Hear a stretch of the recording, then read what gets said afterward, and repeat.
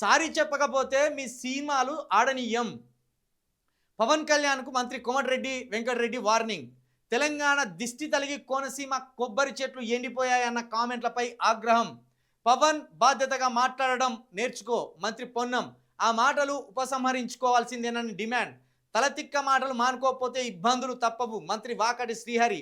రెండు రాష్ట్రాల మధ్య విద్వేషాలు నింపొద్దని వాక్య. దొంగలు పడ్డ 6 నెలలకు కుక్కలు మరిగినట్టున్నది మన మంత్రుల వ్యవహారం, మన కాంగ్రెస్ పార్టీ వ్యవహారం.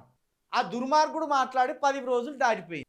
అప్పుడు కుక్కిన పేన్లు ఉన్నట్టే ఉన్నారు ఈ దుర్మార్గులు. ఇప్పుడు ఏంటంటే ఇది డైవర్షన్ పాలిటిక్స్ కోసం హిల్ టుక్ స్కామ్ అని ఒకటి తెర మీదకి వచ్చింది కదా.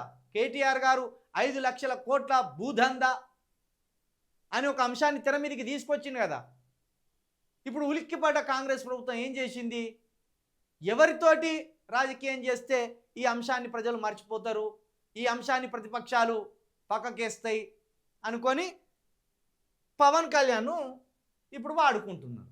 నిజంగా పవన్ కళ్యాణ్ మాట్లాడిన మాటల మీద మీకు పౌరుషం ఉంటే దీని మీద నిలబడాలి. నిన్ను మాత్రం నమ్మం వెంకటరెడ్డి గారు. నువ్వు మస్తు మాటలు మార్చినావు కాబట్టి నేను నమ్మేది లేదు.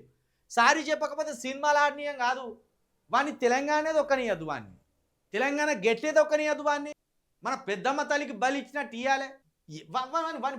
మన తెలంగాణ మీద వాని దౌర్జన్యం ఏంది, వాని మాటల దాడి ఏంది? ఒక్కనాటి పోరు కాదు ఇది. 2014 నుండి ఇదే తెలంగాణ మీద దురుసు మాటలు మాట్లాడే పవన్ కళ్యాణ్. సినిమాల ద్వారా కెమెరామెన్ గంగాతో రాంబాబు సినిమా ద్వారా కూడా తెలంగాణ ఉద్యమాన్ని అణచివేయాలని చూసిండు. అందులో పాత్రను విలన్ పాత్రలకు అన్నిటినీ మన టీఆర్ఎస్ నాయకులను ఎన్నుకొని కోట శ్రీనివాసరావు, ప్రకాష్ రాజు ఈ పాత్రలన్నిటినీ అప్పుడు ఉద్యమ నాయకులుగా పెట్టి ఉద్యమాన్ని నిర్వీర్యం చేసి ఆయన కక్ష తీర్చుకోవాలని చూసిండు. కాబట్టి అలాంటివన్నీ వీళ్ళు ఏమనుకుంటారంటే తెలంగాణ తిడితే బీఆర్ఎస్ పార్టీని తిట్టినట్టు అనుకుంటాను. తెలంగాణను తిడితే బీఆర్ఎస్ పార్టీని తిట్టినట్టు కాదు, కోమటిరెడ్డిని తిట్టినట్టే, రేవంత్ రెడ్డిని తిట్టినట్టే, 3.5 కోట్ల ప్రజలను తిట్టినట్టే, తెలంగాణ తల్లిని అవమానించినట్టే. కాబట్టి నిజంగా ఈ మాట మీద మీరు నిలబడదలుచుకుంటే పవన్ కళ్యాణ్ కొత్త సినిమాలు ఏమి రాబోతున్నాయో వాటిని ఇక్కడ అసలు రిలీజ్ చేసే అవకాశమే ఇవ్వద్దు.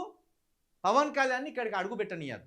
నిజంగా కాంగ్రెస్ ప్రభుత్వానికి అంత చిత్తశుద్ధి ఉంటే, కాంగ్రెస్ మంత్రులకు నిజంగా తెలంగాణ పౌరుషం ఉంటే, మీరు తెలంగాణ 10 సంవత్సరాలు ఆలస్యం కావడానికి కారణమే మీరు.